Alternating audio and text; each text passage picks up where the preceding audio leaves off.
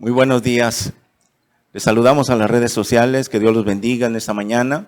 Transmitimos en vivo de la ciudad de Tuxtla Gutiérrez, Chiapas, México, en la iglesia cristiana Vida Nueva en Cristo. Y vamos a ir al mensaje de esta mañana para continuar con nuestro estudio, con esta serie que iniciamos hace 3 domingos, El cristiano y las pruebas de la vida. Y hoy vamos a ir a la cuarta parte con el subtítulo Las pruebas de fuego. Vamos a abrir nuestra Biblia ahí en Santiago capítulo 1, Santiago capítulo 1 del versículo 1 al 4. Y dice así: Santiago, siervo de Dios y del Señor Jesucristo, a las 12 tribus que están en la dispersión. Hermanos míos, tened por sumo gozo cuando os halléis en diversas pruebas, sabiendo que la prueba de vuestra fe produce paciencia. Mas tenga la paciencia su obra completa para que seáis perfectos y cabales sin que os falte cosa alguna. Muy bien. Hemos estado estudiando las pruebas de la vida cristiana. ¿Por qué Dios tiene que probar nuestra fe? ¿Se acuerda que vimos la semana pasada? ¿Por qué tiene que ser probada nuestra fe? ¿Por qué Dios nos tiene que meter al fuego? ¿Nos tiene que meter al horno? Porque la fe tiene que ser probada como se prueba el oro. El oro, ese material tan valioso, tiene que ser puesto al fuego para pulirlo. El oro, cuando lo sacan de ahí donde lo extraen, ¿verdad? Sale como una piedra, un terrón, y necesita ser metido en el fuego para pulirlo. Y así Dios nos tiene que probar. ¿Por qué nos hace pruebas? Para que sepamos nosotros y nos demos cuenta cuántas cosas de nosotros tienen que ser quemadas en el fuego. Porque hay muchas cosas que a Dios no le agrada todavía de nosotros.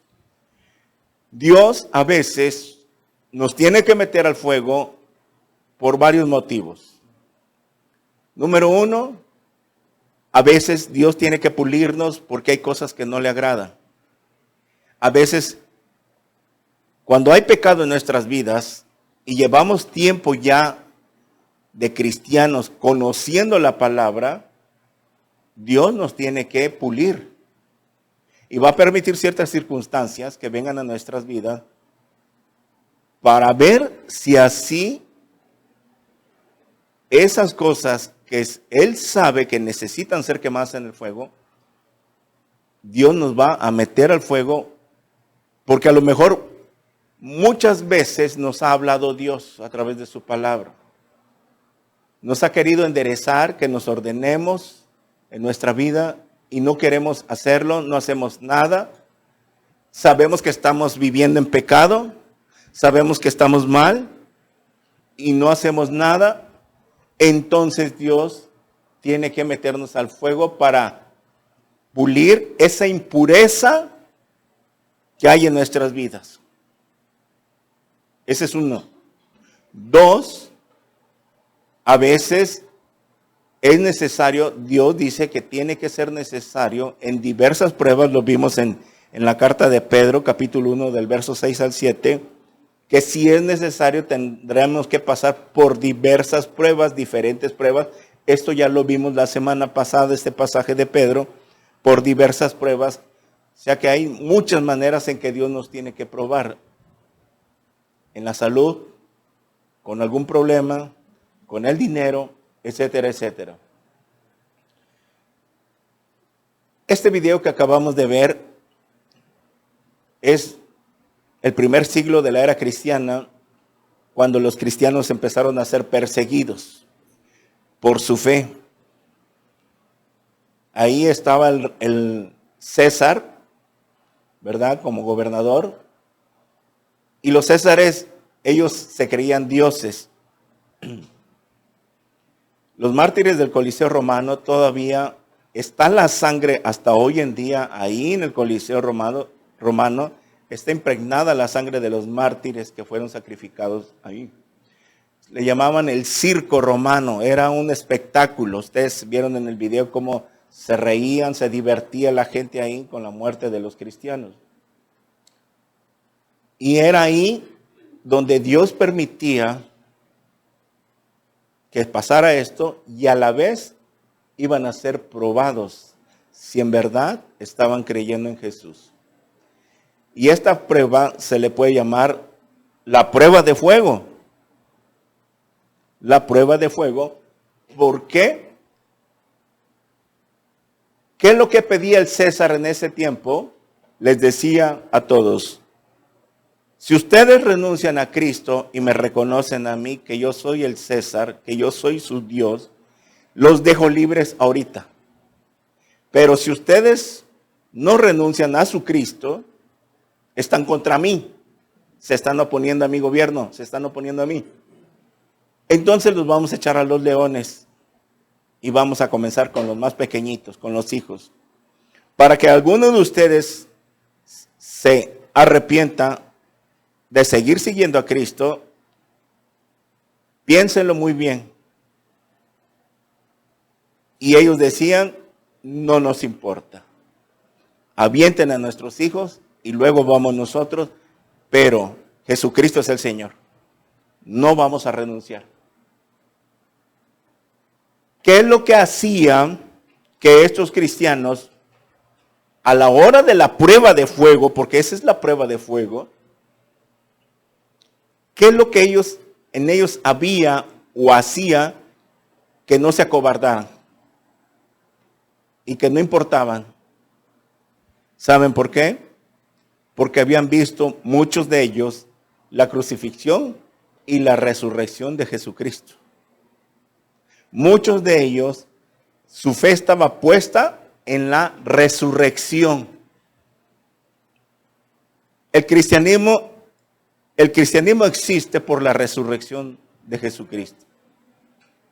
Si Jesucristo no hubiera resucitado el tercer día, entonces no habría cristianismo. ¿Qué caso tendría poner la fe en alguien que murió y no resucitó? Y si Él no resucitó, entonces nosotros tampoco resucitaremos. Entonces, ¿qué caso tiene de que sigamos a alguien si no hay esperanza? Que haya otra vida. Aquel hombre murió en la cruz. ¿Qué nos espera a nosotros? No hay esperanza, no hay vida después de esta vida. Jesús dijo en Juan 11:25, todo aquel que cree en mí, y aunque muerto esté, volverá a vivir. Entonces, estos cristianos habían visto la resurrección, muchos de ellos, y como ya tenían el Espíritu Santo morando, eso es lo que les daba el valor, la fuerza, el poder de no negar a su Cristo. ¿Por qué? Porque sabían que 10 segundos iba a apretar el león y 10 segundos después Cristo los estaba recibiendo allá en el cielo. Esa era la fe, esa es la esperanza. Por eso nosotros que estamos estudiando las pruebas, algunos que están pasando pruebas o hemos pasado o algunos van a pasar, porque todos tienen que pasar una prueba. Según como Dios lo considere, los va a probar. Este suceso que acabamos de ver en pantalla se va a volver a repetir en la gran tribulación. Porque el César que estaba ahí, en el tiempo de la tribulación va a ser el anticristo, que los va a hacer que nieguen a su Cristo, que renuncien a Cristo y que se pongan la marca de la bestia para que queden libres. Y muchos van a preferir que los decapiten. Apocalipsis 24, los decapitarán a todo aquel que renuncie a la marca. Entonces con eso ganarán su salvación. Y estos mártires que le dijeron no al César, aquí morían por los leones y aquí Cristo los estaba recibiendo. pero era la fe puesta en Jesús, en la resurrección que vendría después. 1 Corintios capítulo 15 habla que si Cristo no resucitó, entonces estamos en nuestros delitos y pecados. Si Cristo no hubiera resucitado, vana es pues nuestra fe. Estamos perdiendo el tiempo de venir a congregarnos si no hay resurrección. ¿Para qué somos santos? ¿Para qué nos consagramos? Porque tenemos la esperanza bienaventurada que cuando el Señor venga, partiremos con Él a las bodas del Cordero, a las bodas del Cordero. Esa es la esperanza. Ahora muy bien, mientras eso llega, vamos a pasar por diversas pruebas. Y el que pase la prueba, cualquiera que le llegue a su vida, va a ser hallada en alabanza cuando venga Jesucristo. O sea, que el mismo Señor Jesús nos va a dar un reconocimiento, nos va a dar un reconocimiento espiritual, en la cual nosotros soportamos las dificultades, las pruebas, y que no negamos a nuestro Dios mientras estábamos en esta tierra. Donde es Pedro y el apóstol Santiago escribían estas cartas a los cristianos, porque dice en el versículo 1 que habían sido dispersos, estaban dispersos, a los que están en dispersión, dispersos por todos lados, a la vez porque la persecución comenzó desde el momento que aprenden a Cristo, en el huerto Getsemaní, ¿se acuerdan? Una noche antes de la crucifixión, lo aprenden, ahí empieza la persecución. Después, conforme van pasando los días y los meses, va poniéndose más fuerte la persecución con los cristianos, y Dios lo permitió que hubiera persecución, porque si no, los cristianos se hubieran quedado muy conchas ahí en Jerusalén y el evangelio no se hubiera expandido. Tenían que huir de ciudad en ciudad, de ciudad en ciudad, para ir huyendo y predicando, huyendo y predicando. ¿Y qué es lo que hacía? La muerte de los mártires del Coliseo, aquí mataban a 20 y aquí se reproducían como 100. ¿Por qué? Porque muchas personas miraban la fe de ellos y cuando les predicaban el evangelio decían, entonces ahora entendemos por qué estos cristianos no les da miedo morir, que lo coman los leones, o que los colgaran, porque en la historia de la iglesia, aparte del Coliseo, los colgaban en postes y los incendiaban a los cristianos, les echaban lumbre, brea, y los ponían ahí, los colgaban y los incendiaban. Muchos reformadores en el año 1500 aproximadamente fueron quemados. Sí, muchos reformadores los quemaron vivos. ¿Por qué?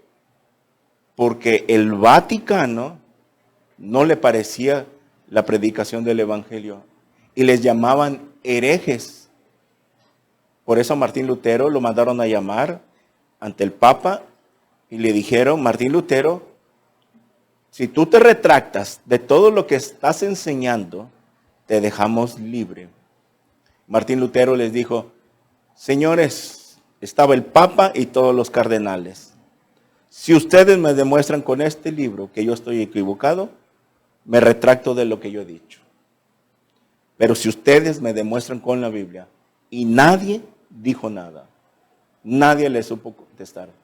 Por eso Martín Lutero sacó las 99 tesis, 98 tesis de Martín Lutero, y las clavó en la puerta de la iglesia de Wittenberg, Alemania, una iglesia católica.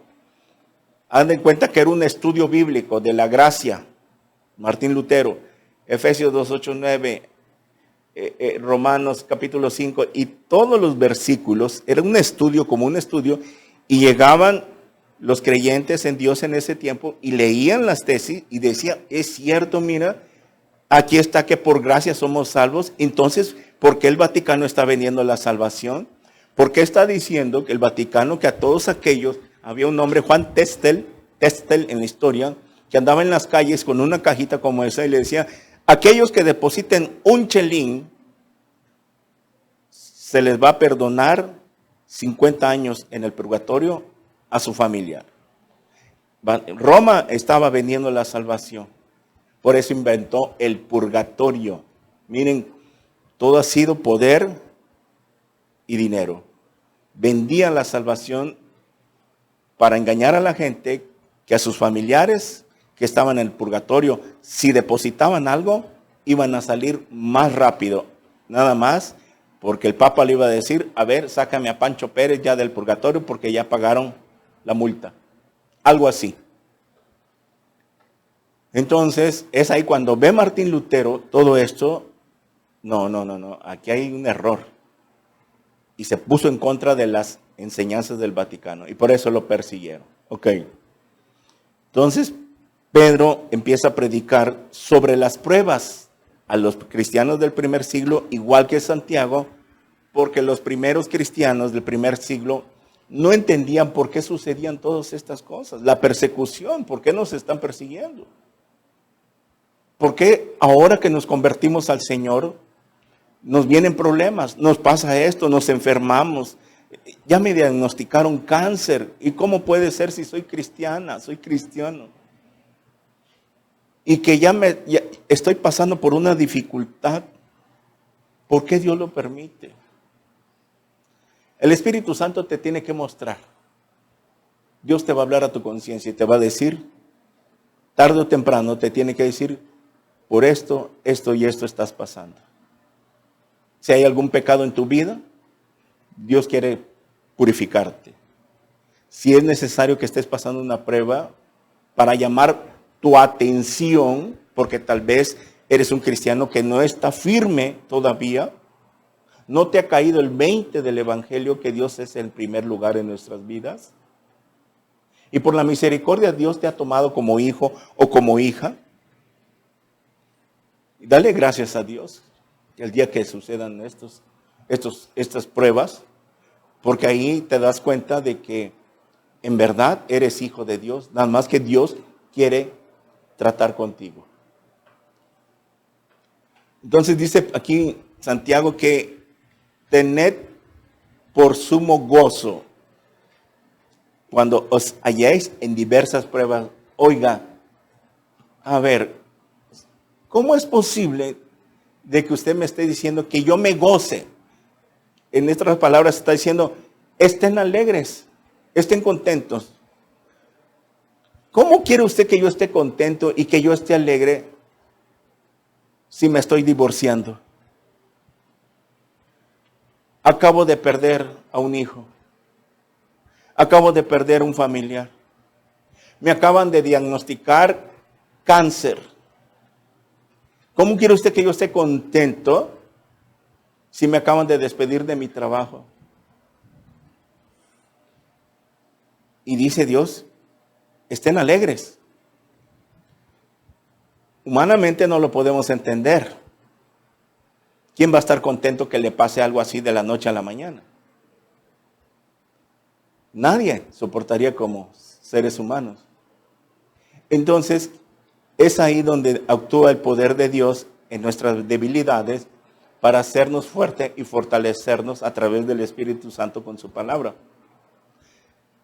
Es por eso que la predicación de la palabra tiene un efecto muy poderoso. Mis palabras son vida y son espíritu, dijo el Señor Jesús en Juan capítulo 4. Que la predicación de la palabra, cuando sale de la boca del predicador o pastor, quien esté predicando, tiene un poder que no lo vemos. Sale la palabra y viaja espiritualmente y le llega al Espíritu Santo del creyente. Y es la palabra que los fortalece. Por eso cuando alguien viene con problemas, así como vino una hermana hoy, ¿verdad? Tiene que fortalecerse en la palabra del Señor. Vimos la semana pasada que el que quiera vivir cerca de Dios sufrirá persecución. Siempre el enemigo nos va a querer perseguir más a los que estamos pegaditos con Dios. Lo dije, a los que están zancochaditos o están medios ahí, carnales, no afirmados, ellos nunca van a tener ningún problema. Nunca el diablo se va a meter con ellos porque sabe que no son salvos. El diablo sabe de que si viene Cristo se van a quedar.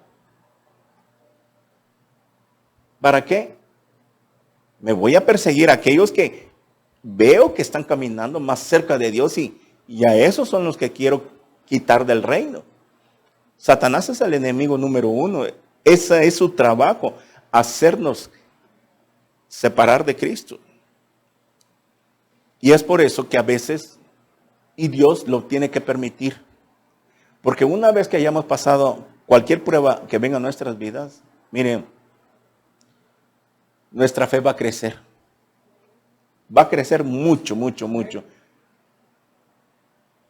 En el fútbol americano, los prueban a los jugadores su resistencia física.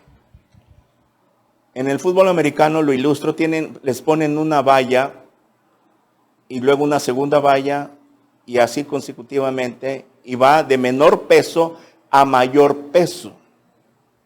Y los jugadores ya ve que ellos a la hora que están jugando es de resistencia con el cuerpo. Cuando lanzan la pelota o empieza el juego, es con el cuerpo, con el hombro, y están empujando o derribando al equipo contrario. Entonces ellos los entrenan a empujar esas vallas.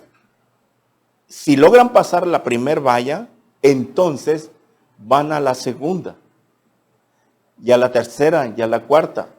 Cuando llegan a la última valla, que es la más pesada, si ya pasaron la primera, la segunda, la tercera y la cuarta, entonces en ese lapso de pasar las primeras 4, su cuerpo físicamente se fortaleció, agarran fuerza. Es como el que va al gimnasio a levantar pesas. 5 años de levantar pesas, tiene una fuerza tremenda, porque ya su músculo está ejercitado. Así es en el fútbol americano. Y está el entrenador ahí con ellos, motivándolos, animándolos. Tú puedes, un poco más. Y aquellos están dando todo, y pujando y sudando bastante, y no se quieren dar por vencido, y hasta después de un rato, ¡fum!, logran pasar la prueba. Los que pasan la prueba son los que quedan seleccionados para las ligas. Esos jugadores son los que van a poder. Y así Dios es con la fe. Dios nos va probando pruebas pequeñitas, y ahí viene, y pruebas, hasta que llega la prueba de fuego. Esa es las que nos va a graduar con Dios. Es la última prueba que llega a nuestras vidas. Para que cuando lleguen otras después, ni mella nos va a hacer, porque ya pasamos la más dura, la de fuego. Y son aquellos cristianos que logran pasar la de fuego, son los que están del otro lado. Los que ya nunca se van a chicopalar, se van a rajar, van a estar firmes, porque lograron pasar la prueba más dura, más difícil en sus vidas. Yo ya les he contado parte de mi vida, de mi testimonio, que 7 años de pruebas me probó el Señor en todos los aspectos. Me desbarató totalmente. Habían muchas cosas que en mi vida tenían que ser quemadas en el fuego. Yo me traía un vocabulario, palabras obscenas, como la mayoría de cristianos, ¿verdad? Algunos más, algunos menos. ¿Ok? Era muy avaro, muy egoísta, pero me convertí y solamente Dios sabía qué iba a hacer conmigo. Me empezó a probar. Y todo lo que no le agradaba, me lo empezó a quitar. Yo tenía un ídolo con mi grupo musical. Tenía un grupo de marimba. Nada más los instrumentos, yo los cuidaba mucho. Tenía 2 coches. Allá estaba afuera un coche y una camioneta para transportar el grupo. Y los coches los cuidaba más. Los hizo un ídolo. Los cuidaba más que a mi mujer.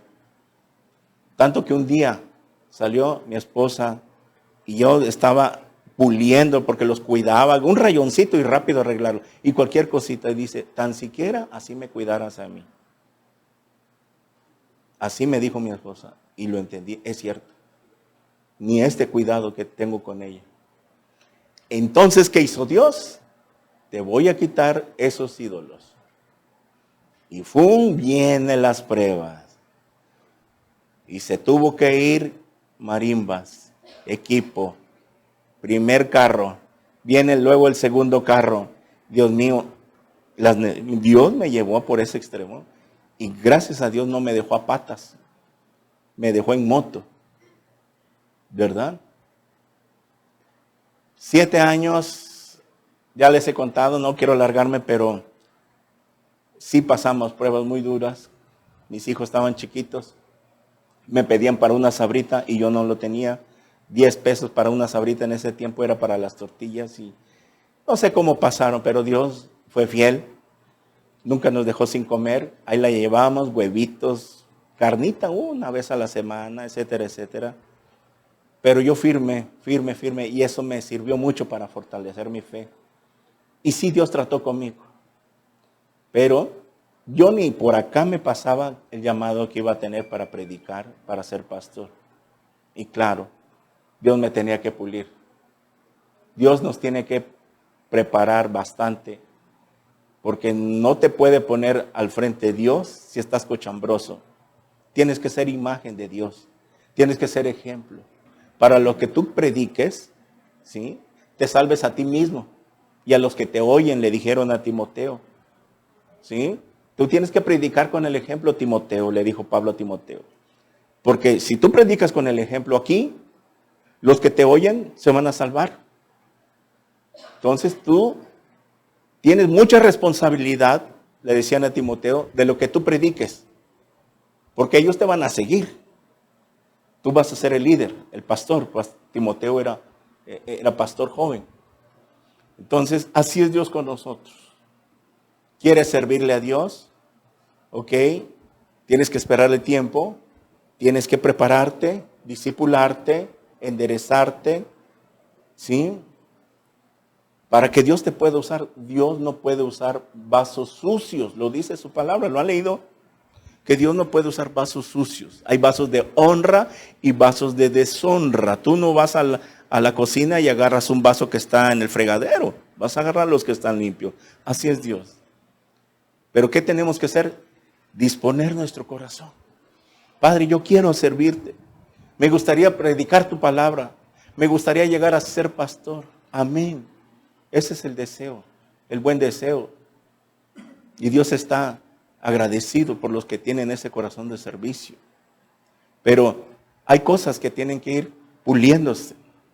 Entonces, cuando vengan a nuestras vidas, ¿qué es lo que nos va a fortalecer? La palabra de Dios nada más.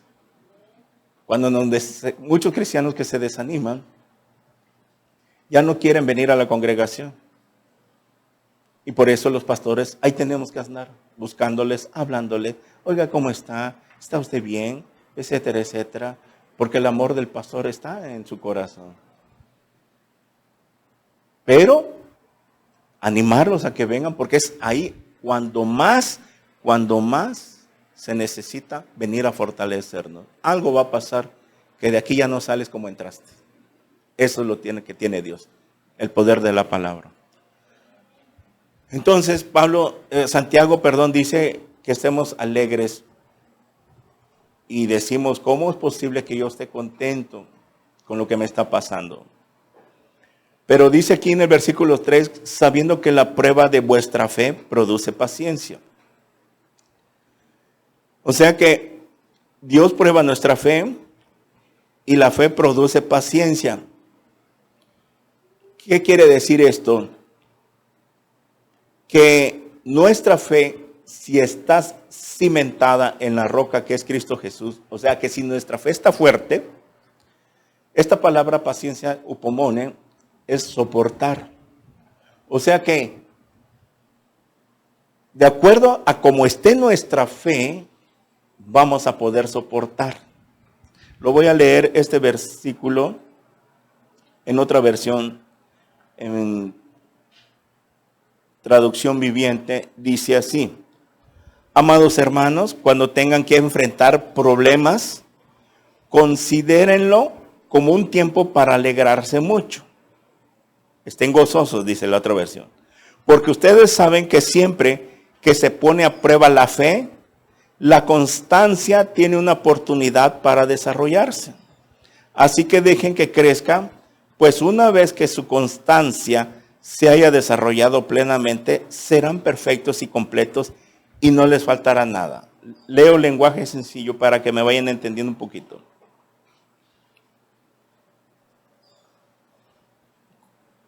Confianza en Dios, hermanos en Cristo. Ustedes deben sentirse muy felices cuando pasen por toda clase de dificultades.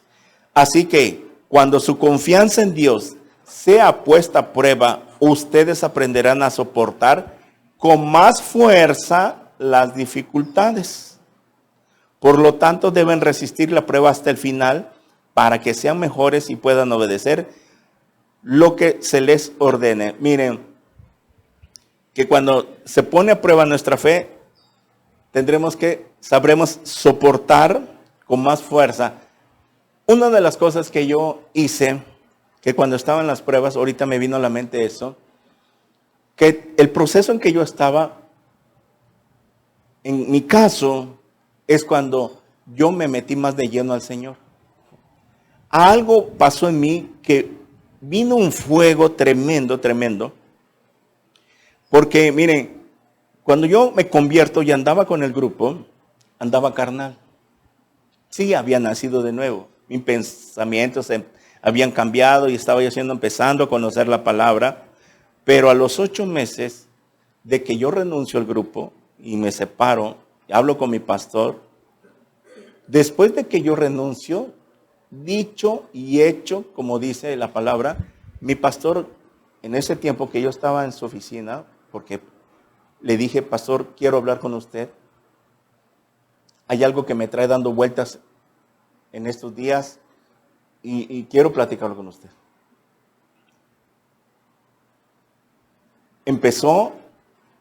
Pasó algo de esto, rápidamente. Yo tenía llamadas continuamente, no faltaban las tocadas, como se dice, cada semana, viernes, sábado y domingo. Pero de repente pasó que, ¡frum!, nada. Y pasó otra semana y nada. Ya, caray, ¿qué está pasando? Ya en ese tiempo el grupo había agarrado fama. Habíamos grabado 2 discos en estudio. Se habían dispersado los discos. Empezaba yo a agarrar vuelo. Y cuando yo veo esto, digo, caray. Bueno, y a la vez pasaban muchas cosas en mi mente.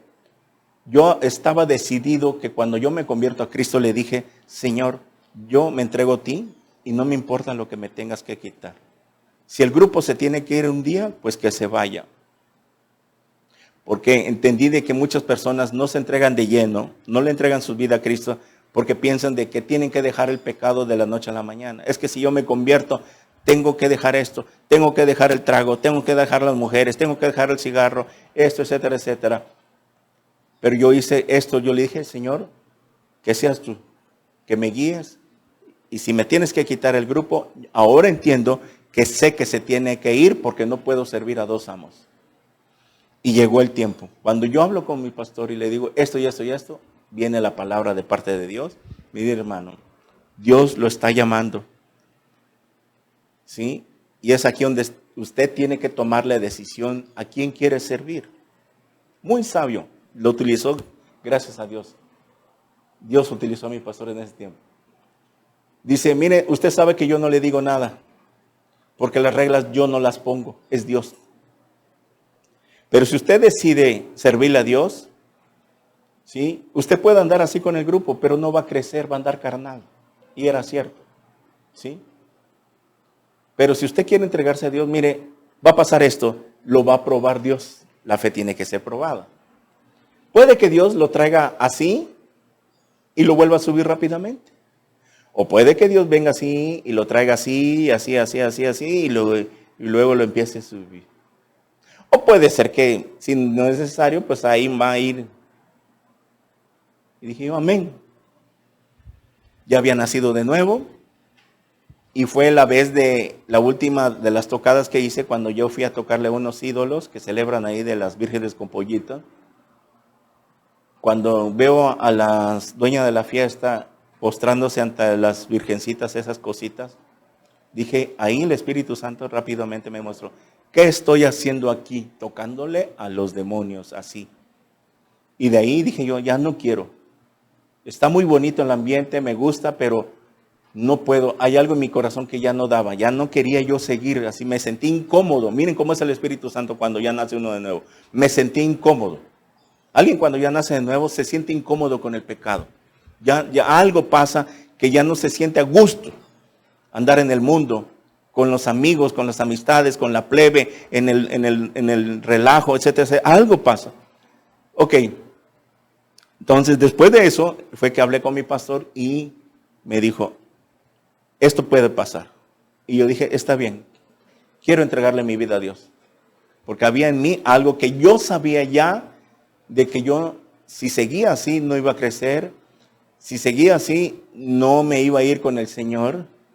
Porque ya en ese tiempo se empezaba a hablar mucho ya de la venida de Cristo. Dije, no, si me agarra en este estado, yo me quedo a la gran tribulación.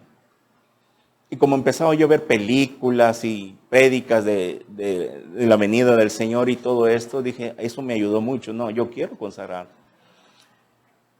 Dicho y hecho, viene la prueba y empieza mi economía a bajar. Pero pasó algo de que fue el tiempo que más me agarré del Señor. Yo me metía a escuchar al pastor Alducin, 4 prédicas, iba a la iglesia y a veces venía y me seguía, volvía. Y eso me ayudó mucho a que mi fe se fortaleciera. A que yo no me achicopalara, como dice. Mi esposa sí se me ponía a llorar porque pues las mujeres son más débiles, ¿no? Y yo la animaba. Y yo le decía, espérate, ya va a pasar. Algo va a pasar, espérate. Y gracias también mi pastor, cuando platicaba con él, yo acudía mucho a él. Yo dependí mucho de mi pastor en mis inicios, como la Biblia lo dice, que somos ovejas dependientes del pastor, porque somos miopes espiritualmente. Entonces, yo dependía mucho y me fortalecía, oraba por mí, me animaba. Y ahí iba yo, 7 años, no sé cómo pasaron, pero después de 7 años vino el llamado de Dios. Muy bien. Es aquí lo que está diciendo de que nuestra fe se tiene que fortalecer por medio de la palabra. Por eso muchos cristianos que no están en comunión diaria con Dios, al no tener una lectura todos los días, tu fe no va a crecer. Vas a ser un cristiano a medias. Más si perdieron su primer amor. Muchos cuando se convierten comienzan en su primer amor, ¿verdad?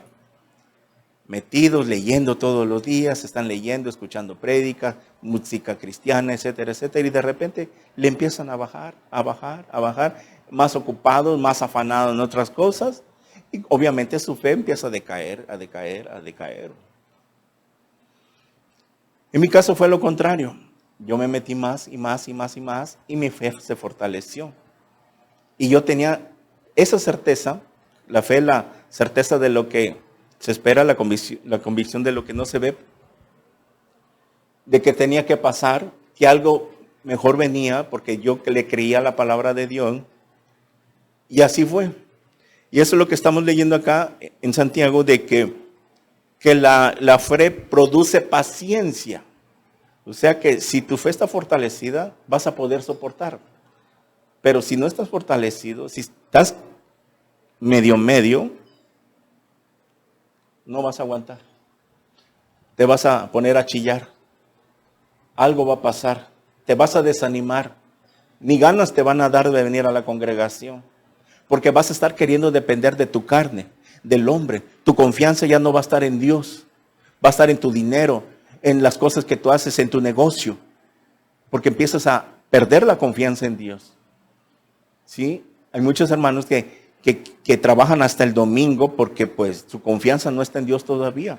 Y como el domingo es el día de mejor que más se vende, dirá pues yo yo voy a ir a vender o a trabajar porque pues es el día que más se gana. Pero no dependen de Dios. Entonces es lo que está diciendo Santiago.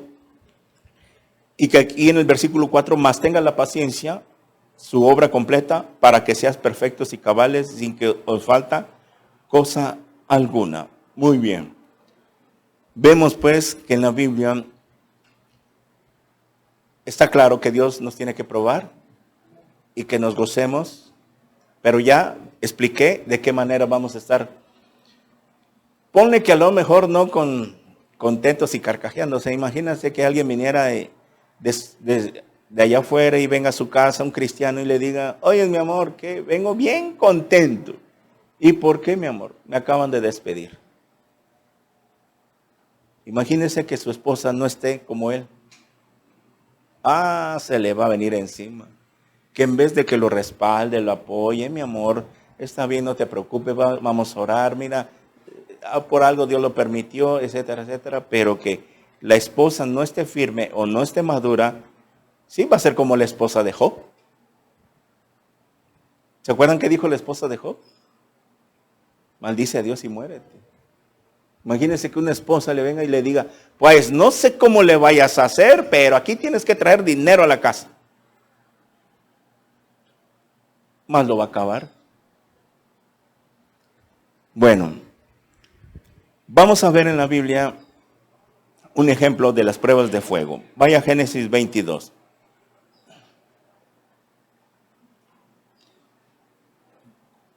Con el patriarca Abraham.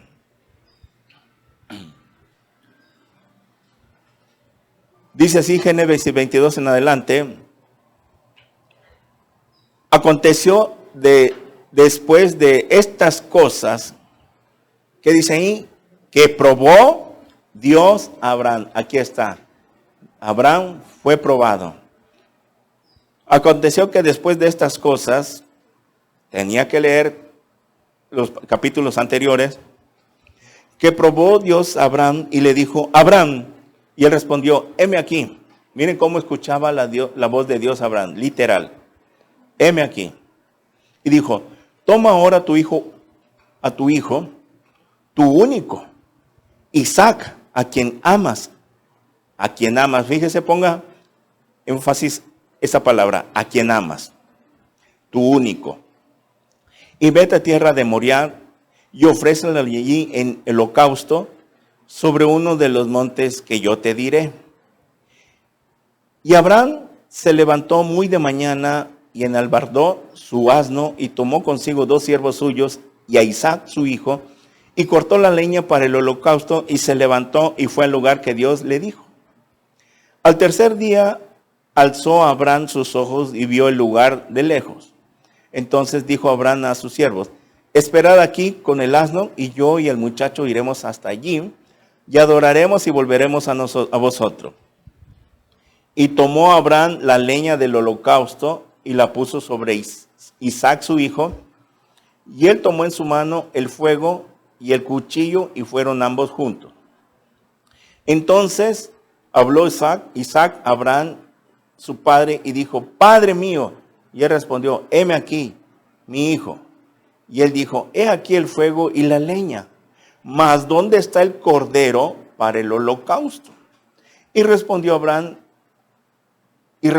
Abraham, Dios proveerá de cordero para el holocausto, hijo mío. E iban juntos.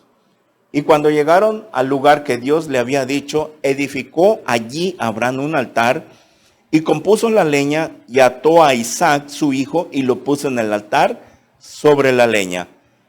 Y extendió a Abraham su mano y tomó el cuchillo para degollar a su hijo. Entonces el ángel de Jehová le dio voces desde el cielo y dijo, Abraham, Abraham. Y él respondió, heme aquí. Y dijo, no extiendas tu mano sobre el muchacho, ni le hagas nada, porque ya conozco que temes a Dios, por cuanto no me rehusaste tu hijo, tu único. Entonces alzó Abraham sus ojos y miró, y aquí a sus espaldas un carnero trabado en un zarzal, por sus cuernos, y fue Abraham y tomó el carnero y lo ofreció en holocausto en el lugar de su hijo. Y llamó a Abraham el nombre de aquel lugar, Jehová proveerá. Por tanto, se dice hoy, en el monte de Jehová será provisto. Muy bien, hasta ahí. Vemos que esta historia, que a Abraham le llegó la prueba de fuego. Vemos la orden que da Dios, que tomara a su hijo Isaac y que lo ofreciera en holocausto. Aquí hay algo contradictorio, pero vamos a ver. ¿Por qué Dios le pide a Abraham que sacrificara a su hijo? Cuando él en la ley de Moisés, en Levítico 25, había prohibido como una ley, un mandamiento, que la nación de Israel estaba prohibido ofrecer sus hijos a Moloc en sacrificio. Las aldeas paganas alrededor en ese tiempo en el desierto, cananeos, filisteos, jebuseos, etcétera, etcétera, ellos tenían dioses paganos y ofrecían en sacrificio, ellos sí sacrificaban literalmente a sus hijos para ofrecerlo a Moloc, a un dios pagano falso. Y Dios les da la advertencia en Levítico 20, tener usted que leerlo, todo el capítulo 20, que aguas, nadie puede hacer eso. Porque sacrificar a un humano es asesinato. Y más a un Dios falso. Y cuando Dios dice que es un Dios falso, en este caso Moloc, está hablando de ofrecérselo a Satanás. Porque Satanás se viste como ángel de luz. Satanás desde el principio, desde el Génesis y por toda la historia, se ha disfrazado como un ángel de luz. Es el mismo Satanás y sus demonios que están en esos dioses, Moloc, Baal y todos los dioses que esas personas adoraban. Y en el Nuevo Testamento y que es Satanás y los demonios que están detrás de los ídolos que hoy en día están de moda, ¿verdad? Entonces, vemos aquí que Dios prueba la fe de Abraham. Pero ¿por qué Dios dijo que sacrificara a Isaac si cuando él mismo, Dios, había prohibido ofrecer a los hijos en sacrificio? ¿Qué se estaba contradiciendo Dios? No. Entonces, ¿qué era lo que quería Dios? Lo que quería Dios era sacrificar las emociones de Abraham con su hijo. O sea, miren, Abraham, como nosotros, Abraham tuvo que pasar esta prueba de fuego. Porque era su único hijo, el hijo de la promesa. Usted sabe que no podían dar hijos. Tanto que más atrás, Abraham se tuvo que meter con su sirvienta, con Agar. Porque viene la promesa y Abraham no tuvo paciencia de esperar el tiempo de Dios. Y como pasan los años y años y bueno, Señor, ya pasaron muchos años y nada, estamos intentando con mi esposa y no queda embarazada. Entonces, ¿dónde está tu promesa? Necesito tener descendencia, etcétera, etcétera. Y al no esperar, se mete con Agar. Como dicen, se aventó el clavado con Agar. Ahí nace Ismael, ¿verdad? Sabemos que de Isaac viene la descendencia hebrea, los judíos, la nación de Israel. Y espiritualmente, dice Gálatas, que la última descendencia de Abraham somos nosotros, los cristianos. Abraham, Isaac, Jacob, los patriarcas, etcétera, etcétera, hasta que viene el rey David, José, María, Jesús, y de Jesús los cristianos. Así es la descendencia. Ok, entonces, ¿por qué Dios quería sacrificar? No quería que literalmente Isaac fuera sacrificado. Quería sacrificar las emociones de Abraham con su hijo. Imagínense que cuando escuche la voz, Abraham, dame a tu hijo. Y que le da la orden. Señor, ¿qué? Dame a tu hijo en sacrificio. Espérame. Creo que estoy sordo, no entendí. Que me des a tu hijo. Señor, ¿estás bien? ¿Amaneciste bien? ¿No quieres un mejoral? ¿No te dio COVID, Señor? Dame a tu hijo. Abraham hizo todo lo contrario. No se le puso el brinco a Dios, no respingó, no se ve que cuestiona con Dios y que le dice, ¿por qué me pides, Señor, por qué me pides el hijo de la promesa? Oyes a Isaac, si de ahí va a venir el Mesías. Es la promesa que me hiciste, donde de Isaac va a venir, de su descendencia de él, vendrá el Mesías. ¿Por qué me lo pides en sacrificio? Cuando uno medita en estas cosas y le pones a preguntar, yo le pregunté a Dios, bueno, ¿por qué? Y Dios me contestó, ¿sabes qué, Luis? ¿Sabes por qué yo te pido que me des todo lo que tienes? Y entendí por qué Dios le pidió a su único hijo, el unigénito. La vez pasada le preguntamos a un hermano que si Dios le pedía a su hijo, oiga hermano, ¿qué haría usted si Dios le pidiera a su hijo para que lo ofrezca como para salvación al mundo? Se quedó pensando. Bueno, tendría que estar seguro de que Dios me lo está. Ahí dudó de la confianza en Dios. Lo pensó y se quedó así callado y le dijimos, entonces usted no tiene fe. Y yo le hice la pregunta para probarlo. ¿Y usted, pastor? Ahí está, Señor. Llévatelo para que no se quede en la tribulación. Mejor que se vaya antes contigo, ¿acaso? ¿Por qué, Luis, yo tengo que pedirte esto? Porque mira, tus hijos no son tuyos, se van a ir. Un día tienen que hacer su vida, se tienen que casar. No los puedes tener toda la vida. No te van a servir como mujer, ni te van a servir como esposo, en caso contrario. Ellos tienen que hacer familia. Tu esposa se tiene que morir algún día, tu esposo se va a morir. Todos se van a ir, te vas a abandonar. Va a llegar el día que tu mujer o tu varón te vas a quedar solo. Y si tú pones tu confianza en ellos, mira, te vas a apachurrar. Pero a mí siempre me vas a tener. A mí siempre me vas a tener. ¿Qué es lo que quería hacer a Dios? Dios con Abraham. Quitarse un ídolo, quitarle el ídolo. Que a veces nosotros hacemos con nuestros hijos.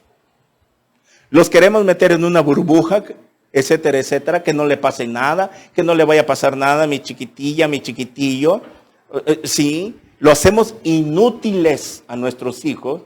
¿Cómo es posible que sepan manejar un celular, una computadora así, y que no sepan agarrar un colectivo para ir a la escuela, para ir a hacer un mandado, que lo mandes al mercado, que lo mandes a la tienda? Es que le va a pasar algo. ¿Y dónde está tu confianza? ¿Que Dios guarda a nuestros hijos? Los hacemos inútiles. ¿Por qué te has hecho un ídolo?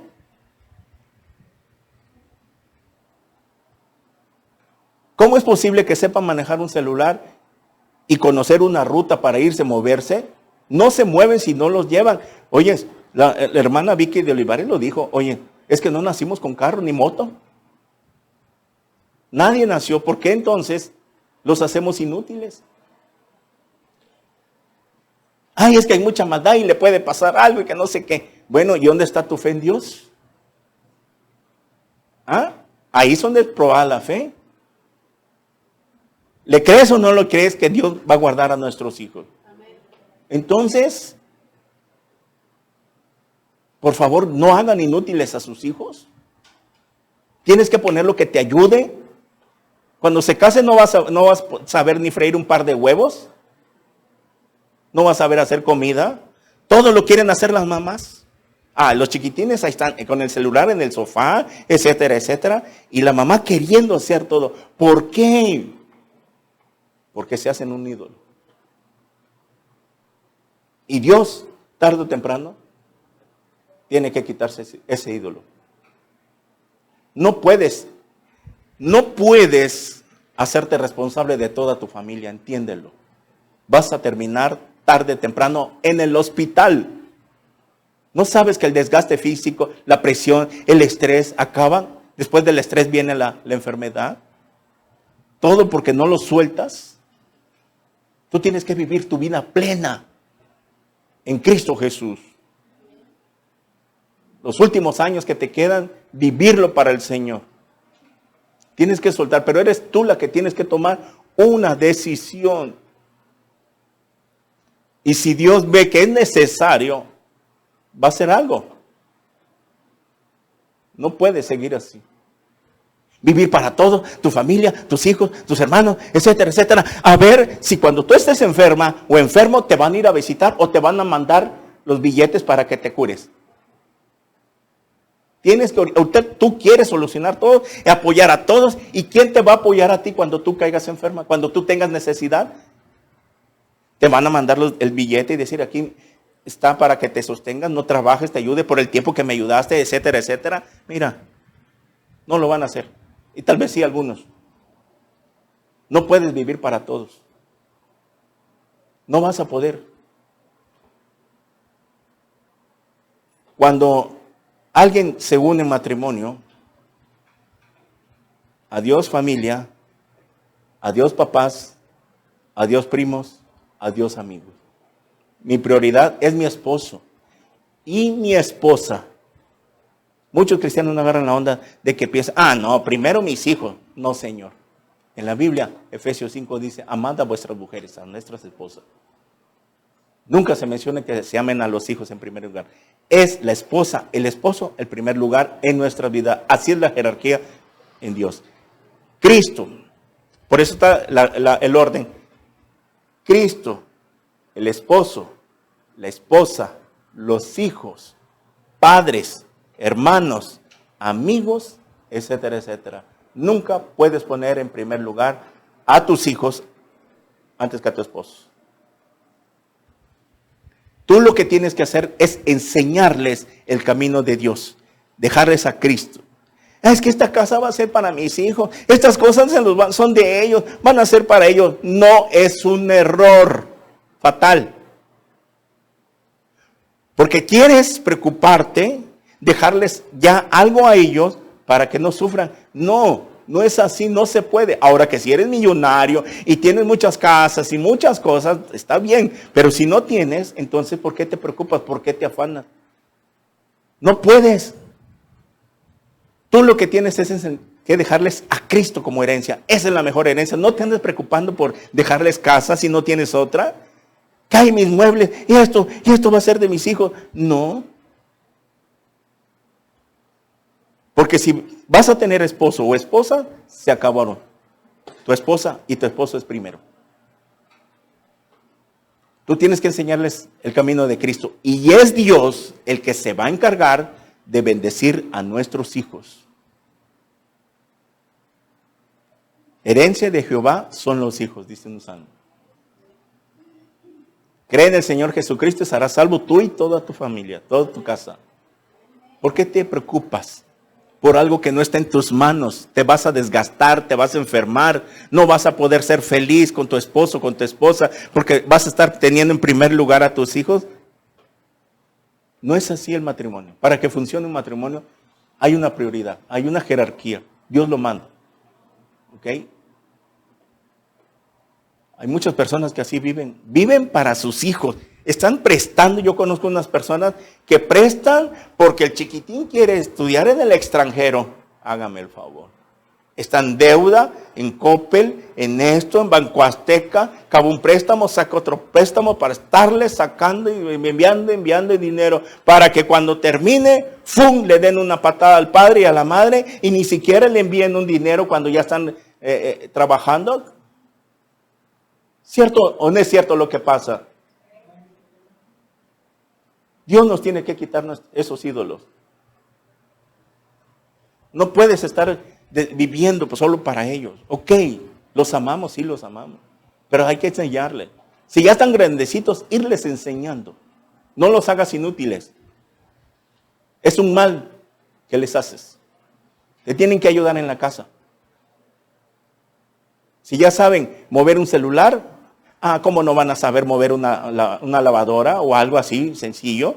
Con que les enseñes a programar esto y esto y esto, te vas a trabajar y ya regresas, ya está lavada la ropa, ya está empezada la comida, por lo menos picado las verduras, etcétera, etcétera. No, pero vienen de trabajar y todavía vienen a hacer todo. Por eso sus vidas no tienen descanso, se estresan, están cansados.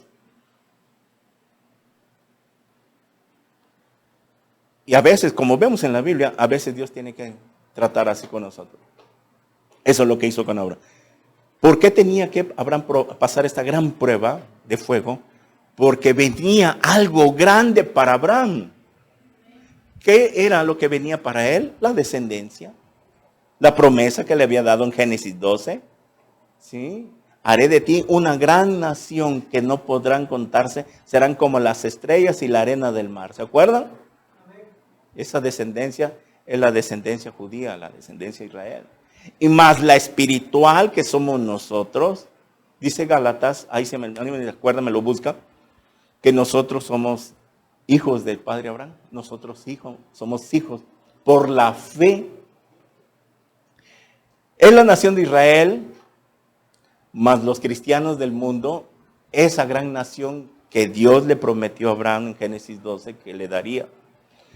Y al que más se le da, más se le pedirá. Por eso Dios tenía que sacrificar las emociones, separar a Isaac. Dios le tenía que enseñar a Abraham, primero soy yo, Abraham. Antes que tu hijo, que tu hija, primero soy yo. ¿Sí? No pueden haber dos reyes en tu corazón. Solo hay un rey, el que tiene que gobernar en tu vida. Y eso es lo que quería. Por eso Abraham, imagínense que en este tiempo te pidiera ahí a tu chiquitillo que tienes, tu chiquitilla que tienes, tu única, que la idolatras tanto, que le dijeras a Dios, dame tu hijita. Tal vez lo pensarías. Abraham, ¿qué vimos en él? Que su fe estaba puesta en Dios. No respingó ni le cuestionó nada a Dios. Que le dijo, a ver muchachos, preparen la leña, acompáñenme, ayúdenme a cargar la leña, etcétera, etcétera. Y cuando llegaron al monte Moriah, ahí estaba. ¿Qué pasó? En ese monte que está en Jerusalén, es ahí donde, miren, ¿qué pasó? Dios perdonó a Isaac. En ese mismo monte Moriah. Pero ahí en ese monte, Dios no perdonó a su hijo. Y así como el cordero, cuando Isaac, este muchacho, porque era un muchacho, ya estaba acostado, imagínense que Isaac agarra a su padre, acuéstate, lo empieza a amarrar, lo empieza a preparar. Isaac, oye, ¿para qué estás haciendo? Y tal vez Abraham le decía, vamos a hacer un holocausto. Tal vez no explica mucho, no da lujos de detalles y decirle, pero imagínense Isaac, ese muchacho que iba a ser sacrificado. Y Abraham obedeció. Así estaba la fe de Abraham puesta en Dios. Cuando ya está preparado todo, lo leímos y tenía el cuchillo para sacrificar, viene la voz de Dios. Detente, Abraham, porque sé que ahora me temes. Dios tiene que probarnos. Y en el momento de la prueba de fuego, que estás, pero ahí firme. Detente, Abraham. Dios va a detener la prueba. Ahí es donde llega el final de la prueba. Porque Dios no nos va a probar más allá de lo que podamos soportar. Eso es lo que tiene Dios. Dios sabe qué tanto vamos a aguantar. Y Dios nos tiene que probar para formar nuestro carácter, a ver de qué estamos hechos. Eso es lo que estaba haciendo Dios, formar el carácter de Abraham. Quitar un ídolo. Para que esto sirviera como ejemplo, Corintios capítulo 10, para nosotros se escribió como ejemplo, para que no hagamos esto con nuestros hijos, de hacernos un ídolo. Y entender de qué manera prueba Dios. ¿Ustedes creen que dentro de su interior Abraham no sintió el fuego de Dios y decir, ah, caray, Señor, mi hijo, mi chungo, es el único? ¿Con qué trabajo nos los diste? Mi esposa ya de 100 años, ya somos de 100 años. Y sin embargo, dentro de su corazón Abraham haber sentido, pero inmediatamente dijo, no, es que el Dios que yo creo es un Dios sabio infinito. Él sabe por qué lo está haciendo. Él sabe por qué me está pidiendo mi hijo. Y como yo sé que es un Dios grande, no voy a dudar. A veces Dios nos tiene que quitar eso. Dame eso que tienes. Porque te va a dar algo más grande, así como le dio. De un hijo que le pidió, le dio una gran nación. Por eso se le llama al padre Abraham, el padre de la fe. Porque de ahí vino la descendencia. De Isaac viene toda la descendencia. Y de ahí venimos nosotros también, espiritualmente, ya lo confirma Gálatas. Entonces, a veces Dios dice, nos tiene que quitar eso que tú tienes. Y si no lo sueltas, Dios no puede darte más, porque estás amontonando, estás siendo avaro. Pero si Dios dice, dame, es que porque te va a dar mucho más. Y esa es la fe que tenemos que pasar. Que Dios nos va a proveer. Porque aquí Él proveyó el cordero. Cuando voltea Isaac, papá, padre, ahí está el cordero. Cuando ve Dios que pasa la prueba, voltean a ver y ya estaba un carnero puesto, literal. Tipo de Cristo. Dios tuvo que sacrificar a su hijo como tipo cordero. Así como ese carnero que vino en sustitución de Isaac para que no muriera Isaac, así vino el cordero inmolado desde antes de la fundación del mundo, Jesucristo, para que tú y yo no muriéramos físicamente y espiritualmente. Porque estábamos condenados. Dios estaba pensando ya destruir tal vez este mundo. En Génesis 6 dijo, me arrepiento de haber hecho al hombre. Dios tenía ahí algo de que dentro de su corazón no quería exterminar a la raza humana, porque nos ama, éramos su máxima creación, somos su máxima creación. Entonces Dios tuvo que mandar a su hijo a morir. Esa es la simbología que hay aquí en este pasaje entre el carnero que apareció, que Dios sustituyó. Por eso dijo, Dios proveerá. Dios provió de un carnero. Así Dios mandó a su hijo para proveer, para que nos perdonara. Entonces, las pruebas de fuego pueden venir a nuestras vidas. Tenemos que estar preparados. Después de que ve Abraham e Isaac, ven al carnero parado en sustitución. Imagínense el corazón de Abraham, el padre, ¿no? Cuando ven al carnero. Y escucha la voz de Dios, detente. Qué felicidad. Imagínense que en ese momento, cuando escucha la voz de Dios Abraham y ve a su hijo, lo desata inmediatamente, lo desató y lo abraza y lo para y lo abraza y le empieza a abrazar a su hijo. Y gracias Dios porque ya no sacrifiqué a mi hijo. esa felicidad tiene que venir a nuestras vidas después de que pasen las pruebas. ¿Por qué estamos estudiando esto? Porque hay muchos que van a ser metidos al fuego.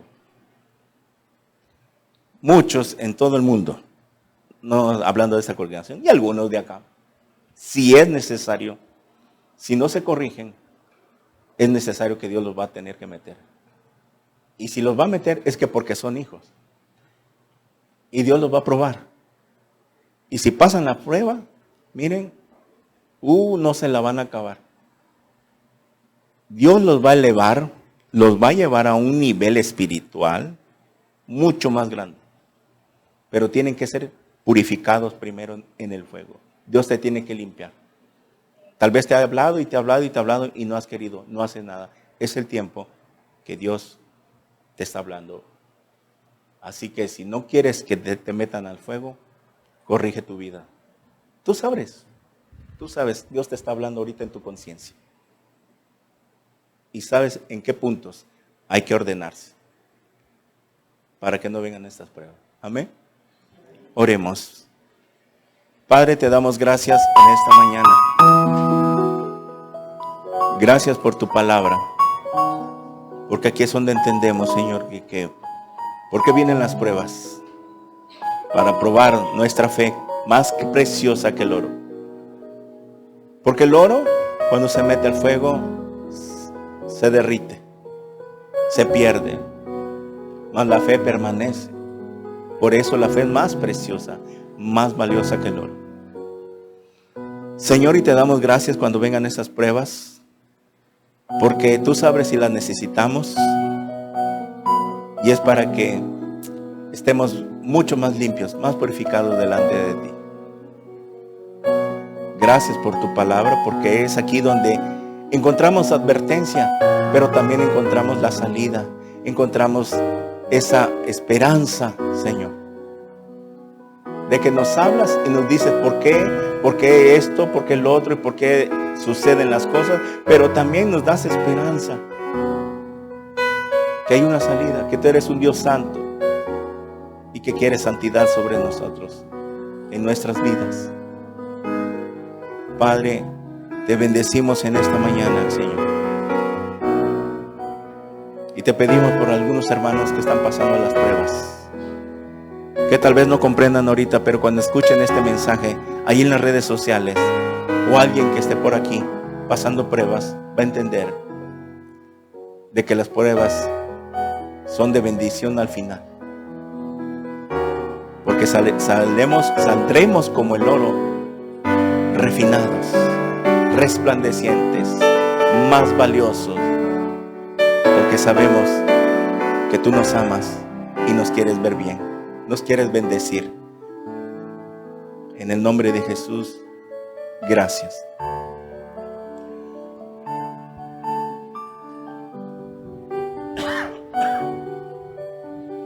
Los que están viendo este video, tal vez tú estés en una situación, en un problema, y no entiendes por qué estén pasando estas cosas. Dios lo ha permitido para llamar tu atención. Dios quiere llamar tu atención. Tal vez tú tengas una creencia intelectual en Dios a tu manera, y Él te ama y quiere llamar tu atención. Tal vez eres cristiano, entre comillas, tal vez no has nacido de nuevo, pero Dios te está hablando y te está probando. Quiere sacar lo mejor de ti, ese potencial que tú tienes. ¿Por qué no le entregas tu vida a Cristo? Si tú no eres cristiano, estás en una religión cualquiera que sea. Mira, podrás tener religión, pero si no tienes a Cristo morando dentro de ti, no tienes al Espíritu de Dios. Romanos 8:9 dice, si aquel que no tenga el Espíritu de Dios no es de Él. ¿Por qué no le entregas a Jesús a tu vida? Y le pides perdón por tus pecados. Estoy seguro que lo que estés pasando tiene salida. Dios quiere probar tu corazón, quiere limpiarte, quiere perdonarte. Te ama tanto que ha permitido que esas circunstancias hayan venido a tu vida. Si tú quieres invitar por primera vez a Cristo a que entre a tu corazón, dile ahí donde estás estas palabras con todo tu corazón. Ahí estés en un hospital, en una cama, en tu casa, en silla de ruedas, una enfermedad, te diagnosticaron cáncer, VIH, alguna enfermedad terminal. Mira, la última palabra lo tiene Dios. Pon tu confianza en Él y dile así: Señor mío y Dios mío, gracias por hablarme a través de tu palabra. Ahora entiendo por qué me suceden estas cosas. Señor Jesús, reconozco que soy un pecador, una pecadora, y me arrepiento de todos mis pecados. Te pido perdón. Perdóname, Señor. Y te quiero pedir en este instante que entres a mi corazón. Te necesito. Ven a morar en mí. Te abro las puertas de mi corazón y te recibo como mi Señor y mi Salvador. Lávame con tu sangre preciosa y séllame con tu Espíritu Santo. Escribe mi nombre en el libro de la vida. Todo esto te lo pido en tu precioso nombre, en el nombre de Jesús. Amén. Si tú has orado por primera vez, déjame decirte que Cristo ha entrado a tu vida. La salvación se recibe por fe y es por gracia. Si tú has orado, es que oraste por fe, creíste en la palabra. Déjame decirte que Cristo ha entrado a tu vida. Lo que tienes que hacer es congregarte en una iglesia cristiana lo más cerca a tu domicilio. Ahí en esa ciudad, en ese país donde tú vives, busca una iglesia. Si sentiste la presencia de Dios en tu vida a través de la palabra, la vas a seguir sintiendo si tú te congregas. Comienza, deja que Dios guíe tu vida. Nos gustaría conocerte, que nos mandes un messenger, un inbox, un comentario ahí en la transmisión para orar por ti. Darte las bendiciones. Que Dios te bendiga y que te guarde. En el nombre de Jesús. Amén. Amén. Gloria a Dios.